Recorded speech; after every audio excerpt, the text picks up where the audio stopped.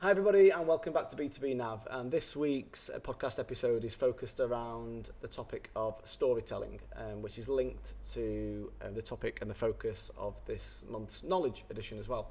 So feel free to check that out at www.b2bknowledge.com. And hopefully you'll notice a revised format there and a more digital, interactively led approach.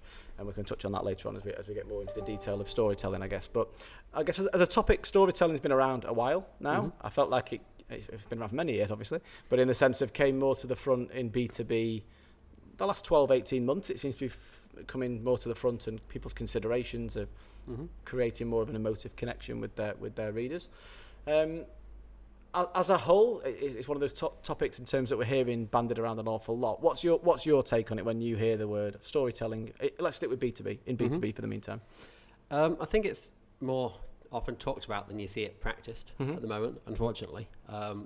We just see, it's one of those trendy topics where you hear a lot of people talking about it, but few examples of it being actually used or understood correctly. Yep. And do you think that's more the B2B, B2C split that we're still seeing these days? Because I think the emotional connection of TV adverts and above the line work in B2C is obviously a lot more prevalent. Yeah, to some extent, like you say, we do see a lot more of it in B2C, and we've been seeing, I think, more and more of it over time. If you jump back, I'm going to take a bit of a guess here. If you say you jump back 150 years ago, I'm pretty sure near enough every advert would be, we have this product, do you want it? And when I say advert in this sense, obviously we're talking about that not long ago, can maybe more like a billboard or something.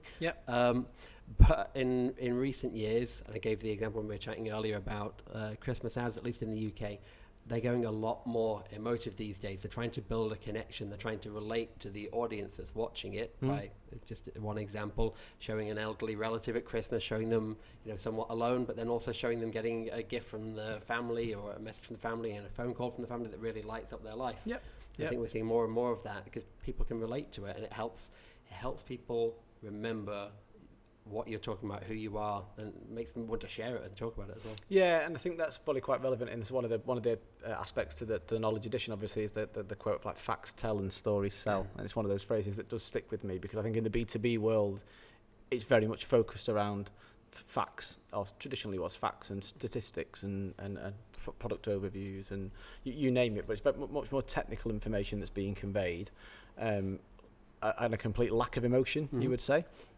But then when you compare yourself to the B2C world and the likes of the John Lewis adverts, a UK-based reference, but in terms of that everybody looks forward to seeing and is excited to see what wonderful tear-jerking kind of emotional connection they've made that year.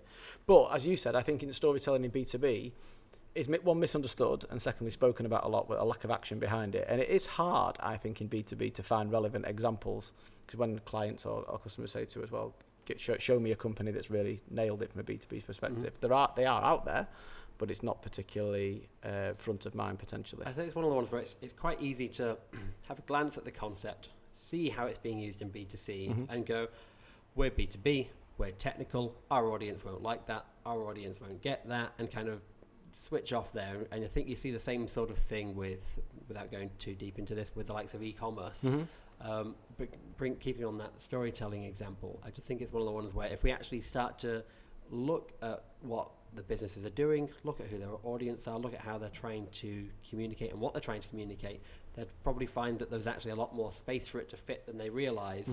It just needs to be something that's looked at with a little bit more consideration, a little bit more of imagination, I suppose. And do you think that links through to, because ultimately in the B2B space at the minute, people will talk about B2B to C and kind of pull through or look through marketing, or the age-old one, which I personally detest, but human to human. But I guess that's actually what we're saying here, isn't it? It's creating that connection with the individual, and ultimately, even if you are a B2B organisation, we're seeing it with our clients when they're looking at their own brand, personality, tone of voice, archetype that they align themselves with. It's much more a look through these days towards who the end user is, or a look back up the value chain potentially to who their suppliers are and what their brand looks like and what kind of proposition they pull through. 100%. And like you, I kind of don't really like extra terms being thrown at things, so human to human. What is true is that everybody we're trying to communicate to is currently human. Therefore, we're all consumers. We all have emotions, and we shouldn't treat each other like we don't have them. So that's a broad statement. Everybody has emotions. But it's 100% true. Yeah. So when we're trying to communicate to people, let's treat everybody like another person and think about what can help bring something to life. And I think one of the big parts of this is and there's definitely countless studies that emphasize this because I've read them, but there's something about creating an emotional response that will make you more memorable than not having an emotional response. Yep. So if we have an advert that shares information, I'm going to say advert here, let's keep it B2B, so let's say it's a LinkedIn advert and it's sharing information about technical specifics of a product, that might hit me at the right time. I might remember it, but what it's not doing is creating that lasting memory. It's probably going to work well if I'm looking for something in that vein at the time, but if we're talking about trying to get my brand remembered and recognize so that when I do have a buying need in 6, 12 months time or years down the line, I'm more likely to remember this company that's helped create an emotional connection with me. And one of the key ways that you can do that is by telling your story. We are all people that love stories. Great, yeah. Well, I guess that ties back to taking a step back from storytelling momentarily, but the wider picture to tee things up about cutting through the noise, because you'll see in the knowledge there's various quotes and statistics that back in the 80s people were exposed to kind of 2,000 brand exposures per day, and when this was written, we were talking around 10,000 brand exposures a day from everything you interact with, see, touch, feel on a daily basis. So the need to stand out from the crowd and the need to do things differently, storytelling executed well in B2B certainly could be kind of that hot knife that could cut through things very easily, because not many people are getting it right yet, is what I would say. So in terms of the ability to cut through that noise, and also linked to that, deliver more of a customer-centric, omni-channel. These are all phrases you'll hear banded around all the time, particularly in marketing at the minute, but they are relevant here, I think, where you've got to create that consistent experience across all platforms, all engagements and all touch points.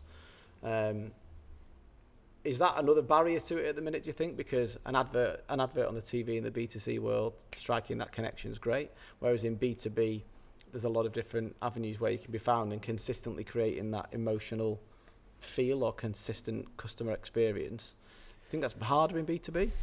I mean, I can't say for certain. I wonder if it could be easier from the point of view of we can be very targeted with who we're trying to reach in many ways, whereas in B2C we are much more in general shouting towards the right demographic, but we don't know specifically who's watching a TV at a certain time. Whereas within B2B, we can target somebody that we know has been researching a particular topic online. We can target them based on the type of company they work at, based on their job role, how long they've been in that job, based on their education level, of the type of degrees they might have, whatever might be needed. That mean that we can actually be really specific with who we're reaching in many cases. Yeah. So if we want to get a particular video or creative concept or whatever it might be in front of somebody, I think there's probably better scope for doing that in B2B. We just need to have the vision to embrace it.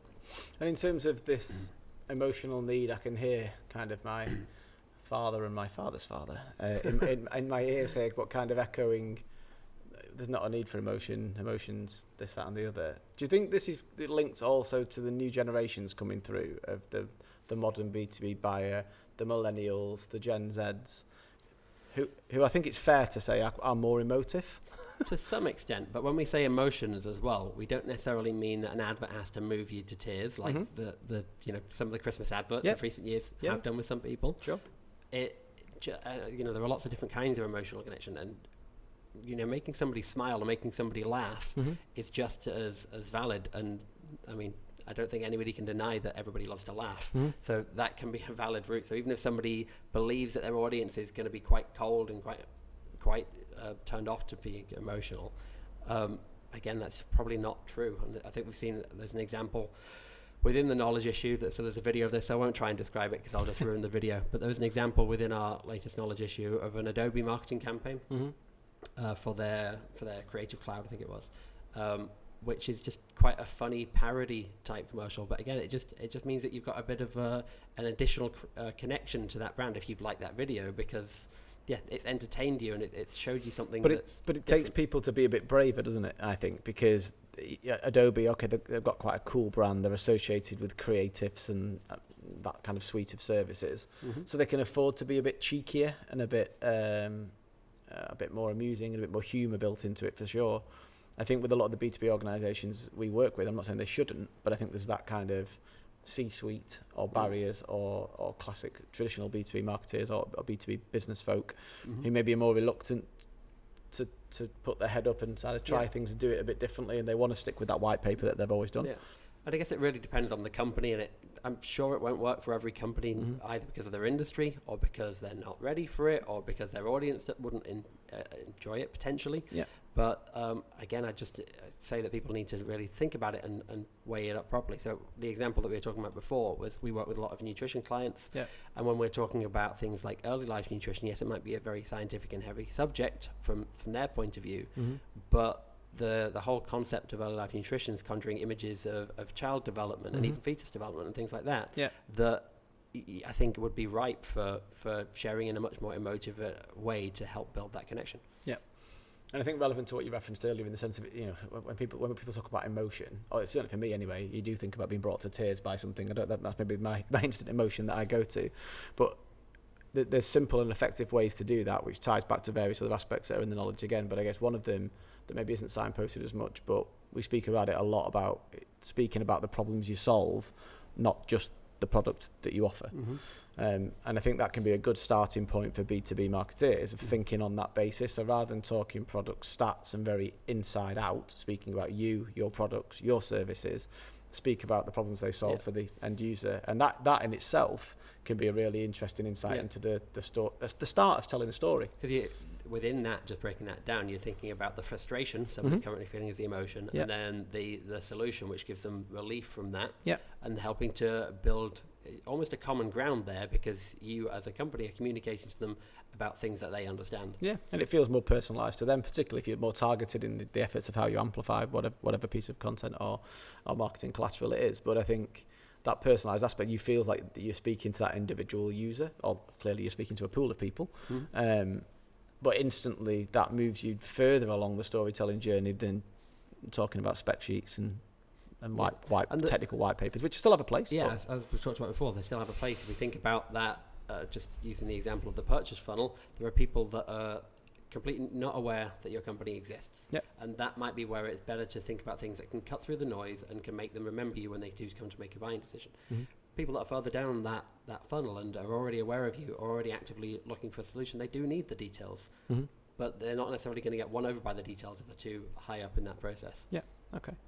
And then another aspect which I think most marketeers have referenced now, because he's almost seen as a god of marketing, obviously Simon Sinek, but in the sense of his concept of the golden circle, or the why, as most people have heard it. So the quote being, people don't buy what you do, they buy why you do it. Is quite prevalent across most marketers, and it's a nice concept, and it's certainly something that comes up again with branding. Although in my experience it's hit with some resistance quite often, because when you say what's your purpose beyond profit at a C-suite level, quite often that can almost be a comical suggestion that clearly everybody's in business to make a profit. And I don't think there's any harm in accepting that either alongside it, but I think it's just an interesting point that it's seen as a bit of a marketeer's fluffy, lovely, idealist thing.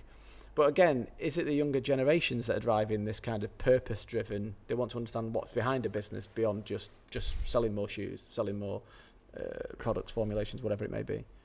It's possibly that is a newer concept, but there are lots of examples dating back at least decades that show that some companies were founded with purpose, and obviously part of a reason to have a company is to make money and to make money for your employees, and as an owner or founder of a company, you want to make money for yourself. But that doesn't mean that's the reason that you exist or the only reason you exist, because presumably you hit on your core concept because of whatever your company is, because you noticed a need or a challenge within the marketplace that you believed you could make better for people.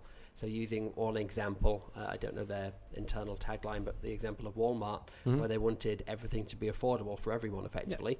And that was one of their core beliefs that's always driven them to be who they are, to offer that great buying experience for I guess the American people. And I think that's where you hear a lot of brand consultants, management consultants encouraging founders, business owners, C-suites to revisit why the company started. So I think it's a really good point in the sense of going back to why did you bother? Because running a company, driving a company, it's hard, it's stressful. So why do you do it?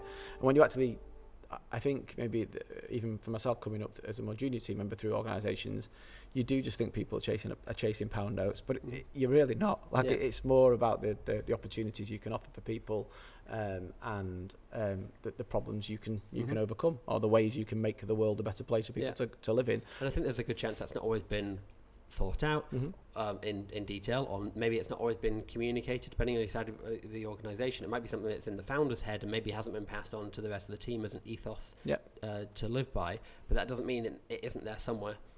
No, absolutely. I think the need to articulate it and kind of document it and explain it is more prevalent these days, albeit it's always been there potentially in the background, or in the business plans, or in the books, or in the goals, or the visions. But I think tied into, you can go off track here, but tied into kind of your employee value proposition of how you explain to your team what your vision, your mission, and your values are. Again, as you become more senior in your career progress, they become more important, I think, and the bigger your team gets, the more important it is to try and get people to come on that journey with you, which ultimately is storytelling. It's telling a story of why you set it up, why you do what you do, why do you do things the way you do them, and so on. And you need to do that. You need the team to be on board with it, because as a company owner, you can't be everywhere at once. You need other people to be pushing that vision as well. Yeah, absolutely. I guess in terms of more practical aspects around storytelling, which telling your story in the different kind of themes and plot types and so on, because this goes into a lot of detail within the knowledge edition itself, so I'm not proposing we go through all 7 plot types. But do you want to pick a plot type, Ollie, and put you on the spot and give us an overview of kind of one that you either connect with? It could be a B2C example, or any kind of just a talk through, because I'm conscious you say something like storytelling and people go, okay, well, what does that mean? Okay, let me have a quick look on our page now, and I'll select one out.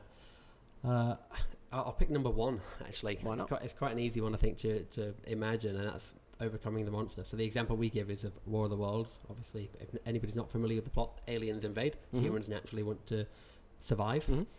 So if we think about the concept of overcoming the monster and challenging the vision, think about any smaller company, challenging company, or startup company that's trying to dislodge an incumbent market leader, either because they've got a new approach, a better service, a better experience, or a better product that can really help shape things up. So I think that's an example where you could easily see that mold of story used to help you position yourself within the marketplace.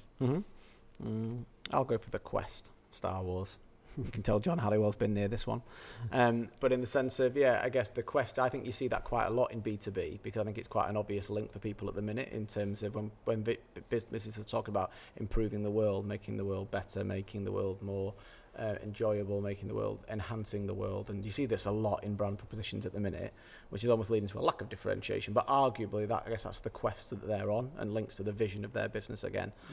So I've seen that reference quite a few times. And all the other examples are all listed in the edition of the knowledge, that people can work their way through to bring that to life with some practical examples. Unfortunately, not always B2B related, because they're not that easy to find, as we say. But I think as we were talking about earlier, if you look at the examples, obviously these are all relating back to real stories that you'll all know as the classic stories, but then try and think about them in the context of a business or in a company, whether that's B2C or B2B, and you will see that there are applications where they could be used. Okay.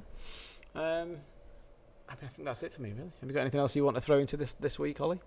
I think the only thing, I guess, connecting to this is that we talked about our new edition of the knowledge is, as you briefly mentioned, it's gone more digital. Gone from it being a PDF that you downloaded and being quite a static experience to being something that we hope is more engaging and enjoyable for you to use.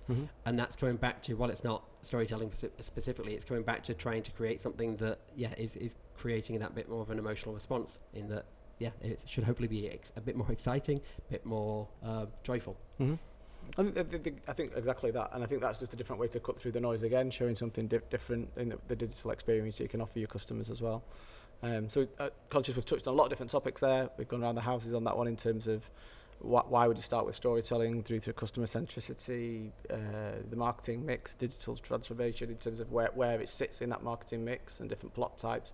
I really would encourage you to read this in terms of the knowledge edition, because I think it's a really interesting one that's applicable to any business, which is why it's so relevant, and why we've repurposed it for our first kind of knowledge 2.0, as I'll call it here. If you've got any questions, as always, feel free to get in touch with us, and hopefully we can continue telling stories together for many years to come. We'll be back next week on B2B NAV. In the meantime, have a great week. Thanks, everyone. Thank you.